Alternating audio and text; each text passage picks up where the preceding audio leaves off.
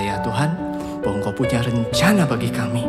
Apapun yang saat ini kami alami, kami memilih untuk tetap percaya bahwa Engkau punya rencana yang besar bagi kami semua. Terima kasih Tuhan. Kau baik, Kau baik, Kau baik.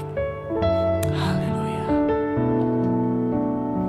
Terpujilah nama-Mu Tuhan.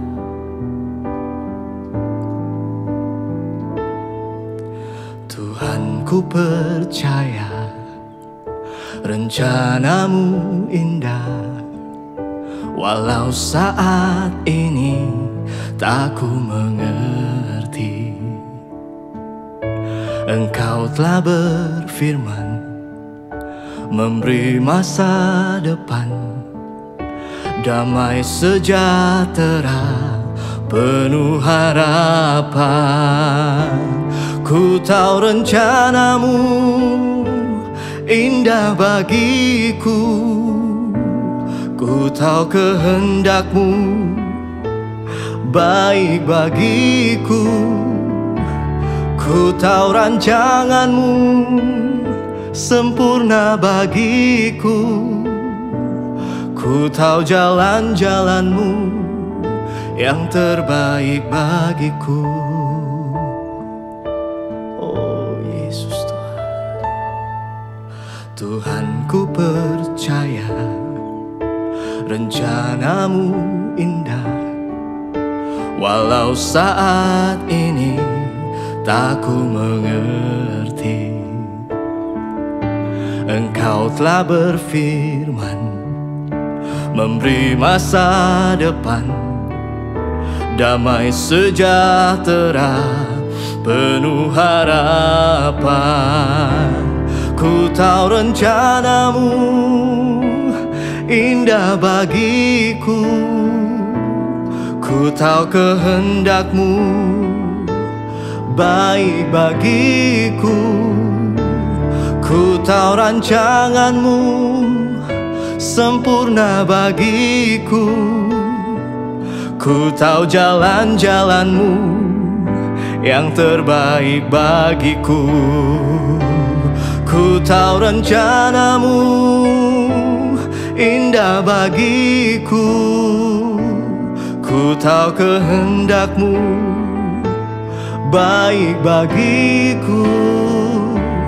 Ku tahu rancangan-Mu sempurna bagiku. Ku tahu jalan-jalan-Mu yang terbaik bagiku. Yesus, ku percaya, ku memilih untuk tetap percaya. Sekalipun sekarang ku tak dapat melihat, namun ku percaya Kau punya rencana. Oh ya rara bayana kaya namose. Yesus, Yesus, ku percaya Tuhan. Kiara rara bayanamu.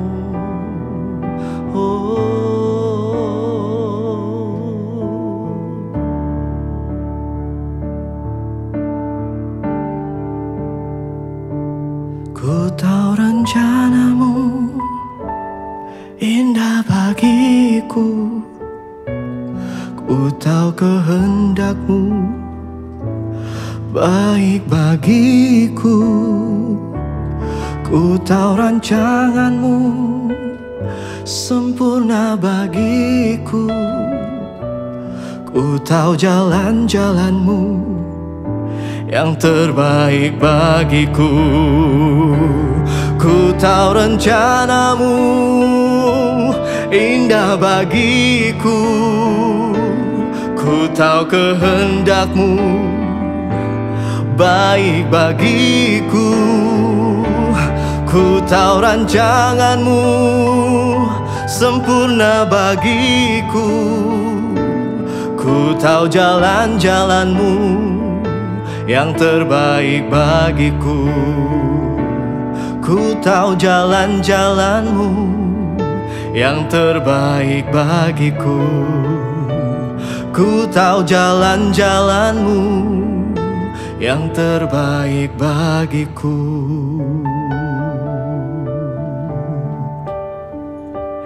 Terima kasih Tuhan.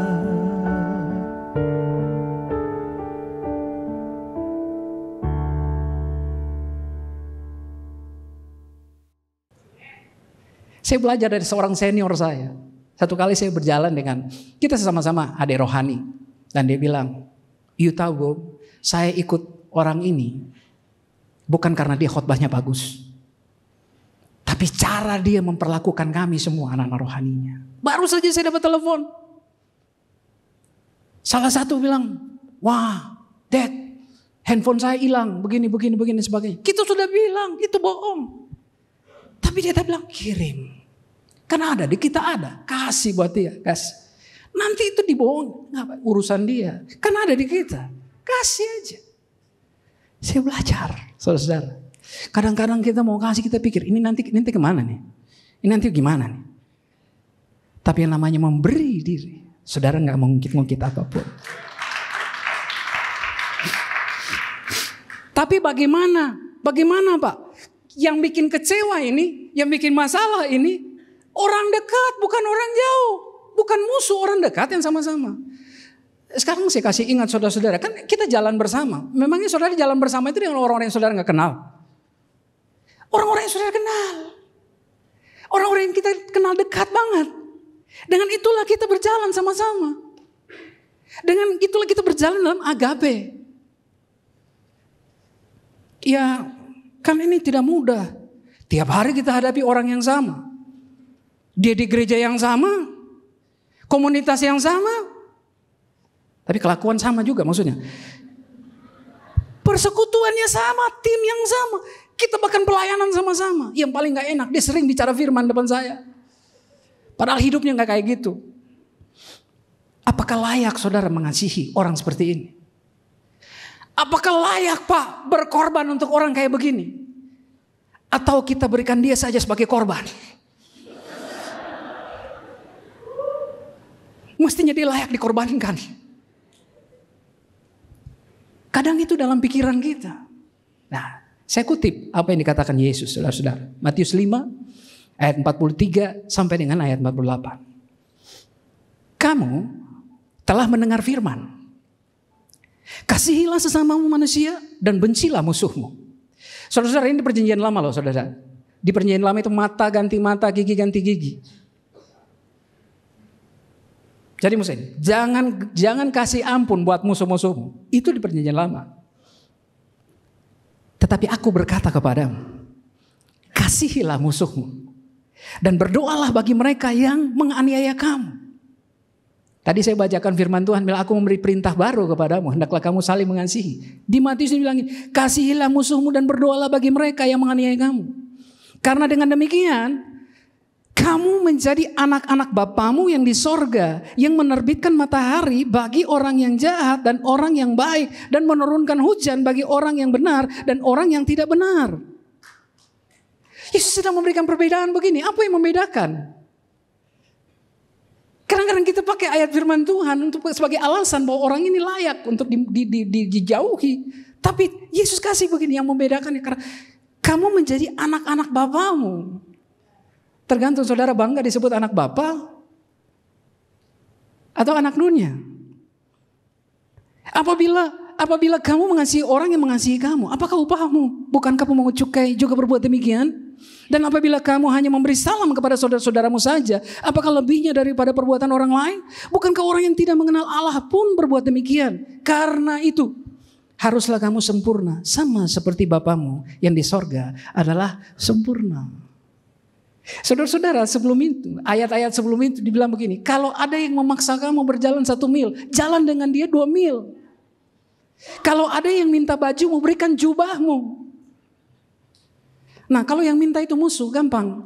Tapi kalau yang minta ini adalah seseorang yang kita sudah percaya, seorang yang sudah sama-sama dengan kita, itu tadi saudara-saudara, Saya pikir layak nggak ya sih? Ini orang tahu firman nggak sih? Tapi kalau kita nggak lewati itu, kita nggak ada bedanya dengan orang-orang yang tidak mengenal Allah pun tidak ada bedanya. Sekarang saudara, ada kesempatan untuk kita masuk di level yang berbeda, untuk saudara menjadi anak-anak Bapa di sorga. Karena itu haruslah kamu sempurna, sama seperti Bapamu di sorga adalah sempurna. Efesus 5 ayat 1 bilang, jadilah penurut-penurut Allah seperti anak-anak yang kekasih. Penurut Allah di situ, penurut itu dipakai kata mimetes. Mimetes itu imitator, ya, follower. Jadi kayak jadilah semacam meniru, tiruan. Jadi sama seperti, ya, imitator, peniru, sama seperti. Jadi ayat tadi berhubungan saudara-saudara. Kamu harus sempurna sama seperti Bapamu yang di sorga adalah sempurna. Nah, inilah kekuatan yang memberikan, firman ini memberikan pewahyuan bagi hidup saudara dan saya. Saudara-saudara, saya mesti mengaku dengan jujur. Saya dengan saudara mengalami yang sama. Kita tahu firman.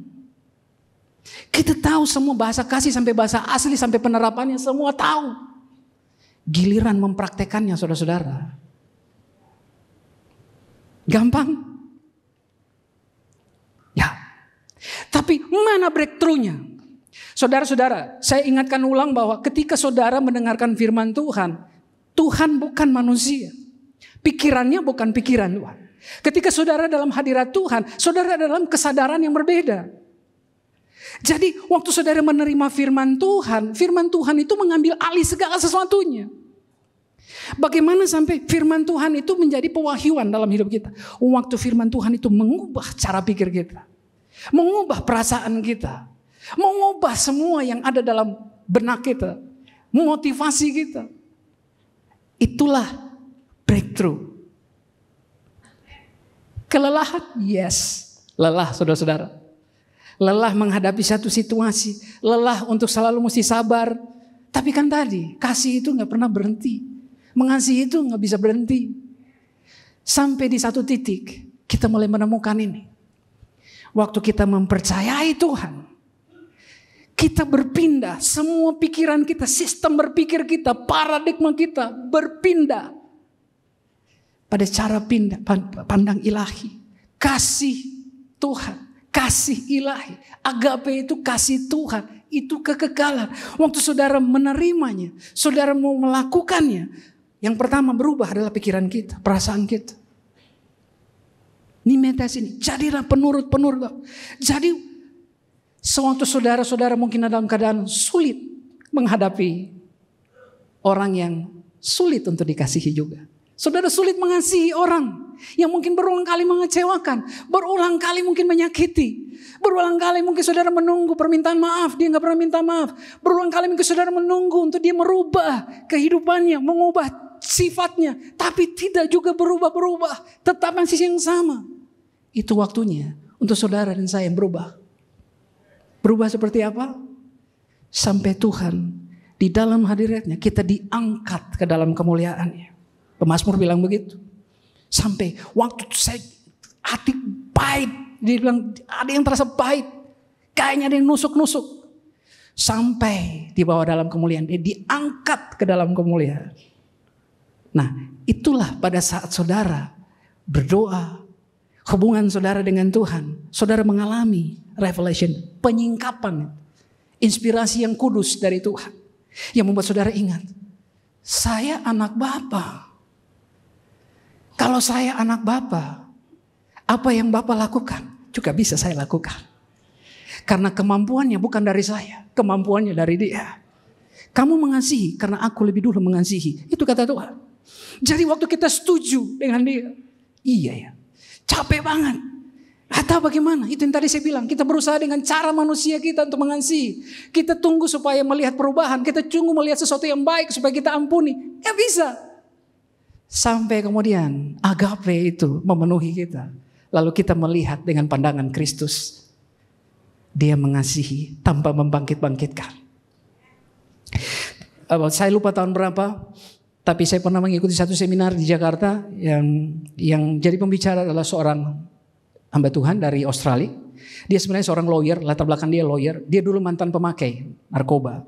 Dia kemudian ketika dia disembuhkan Tuhan, dia memilih untuk melayani anak-anak narkoba. Dan waktu itu saya ingat perkataan dia, saya ditipu berulang-ulang. Dia bilang, kalian jangan pikir melayani anak-anak yang ketagihan narkoba itu sesuatu yang gampang. Saya ditipu berulang-ulang. Ada yang saya kasih seluruh uang saya. Ternyata dia bohong. Tapi ini statement yang dia bilang. Saya gak bisa mengubah mereka. Saya gak bisa membuat mereka jadi jujur. Saya gak bisa membuat mereka menjadi yang tadinya pecandu menjadi tidak lagi menjadi pecandu. Saya gak bisa mengubah mereka. Tapi saya bisa mengasihi mereka. Saudara, kasih tidak pernah gagal. Kenapa? Karena pada saat itu udah bukan dia lagi. Bukan perasaan dia lagi. Tapi yang ada adalah perasaan Tuhan. Yang ada adalah perasaan Kristus Yesus. Itulah kekuatan bagi kita, saudara-saudara. Berjalan dalam kasih, artinya kita memilih untuk berjalan dalam agape. Kalau berjalan dalam agape, kita gak butuh respon. Jadi begini, respon orang yang kayak bagaimana gak mempengaruhi kita. Karena apa yang kita lakukan berdasarkan keputusan, bukan perasaan. Kalau saya anak Bapa, saya mesti semakin mirip dengan Bapa. Saya mesti semakin sama dengan Bapa, bukan sama dengan dunia. Saya bacakan 1 Yohanes 2 ayat 15 sampai 17. Janganlah kamu mengasihi dunia dan apa yang ada di dalamnya. Jikalau orang mengasihi dunia, maka kasih akan Bapa tidak ada di dalam orang itu.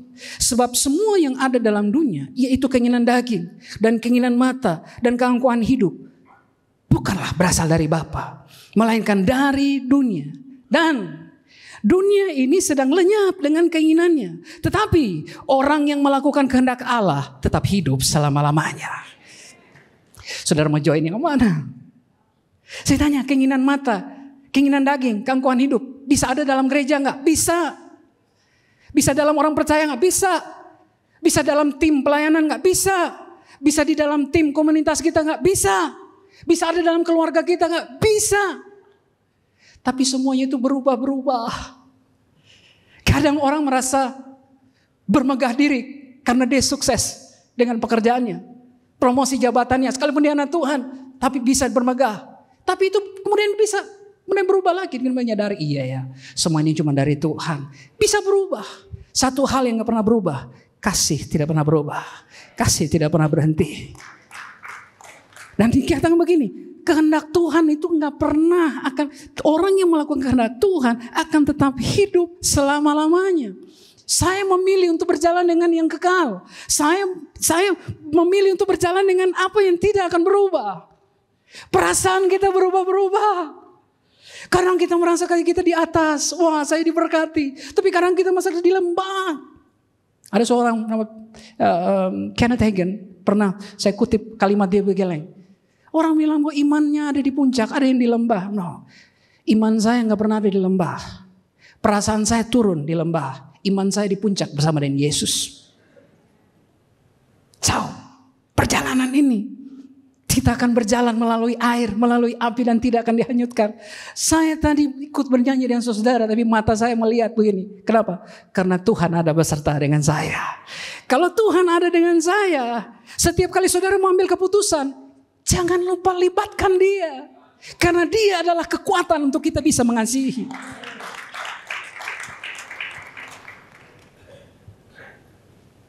Saya undang tim musik ada di sini, tapi mari kita renungkan saudara-saudara. Cara hidup kita saat ini. Jalan mana yang kita siap?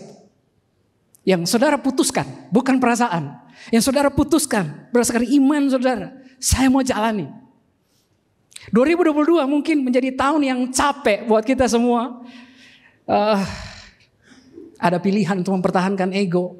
Mempertahankan apa yang kita yakini itu benar. Mempertahankan cara kita, kepentingan kita, keinginan kita. Apakah saudara mempersiapkan perjalanan di 2023 ini dengan melihat bahwa ini kesempatan untuk saya mengalami Tuhan, untuk saya bergantung pada Tuhan, untuk saya mendapat tuntunan Tuhan. dan saya melakukan kehendak Tuhan.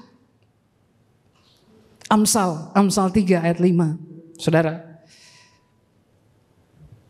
esensi berjalan di dalam kasih itu adalah Tuhan terlibat. Karena Dia adalah kasih, saudara-saudara. Amsal 3 ayat 5 dan 6 bilang begini. Percayalah kepada Tuhan dengan segenap hatimu, dan jangan bersandar kepada pengertianmu sendiri. Akuilah Dia dalam segala lakumu, maka Ia akan meluruskan jalanmu. Kalau dibilang Tuhan akan meluruskan jalan, artinya begini, Tuhan punya cara untuk menuntun saudara, membawa saudara ke tempat yang benar, ke tempat yang disebut dengan jalan bahagia, yang disebut dengan jalan damai sejahtera. Dia bisa bawa kita, Dia akan meluruskan jalanmu. Tuhan punya banyak cara untuk menolong kita. Satu lagi saudara-saudaraku, ayat nubuatan ini sejak tahun 2020 saya ingat. Mazmur 126 ayat 5 dan 6. Orang-orang yang menabur dengan mencucurkan air mata akan menuai dengan bersorak-sorai. Orang yang berjalan maju dengan menangis sambil menabur benih pasti pulang dengan sorak-sorai sambil membawa berkas-berkasnya. Bukan soal jalannya, tapi siapa yang menyertai saudara dalam jalan itu.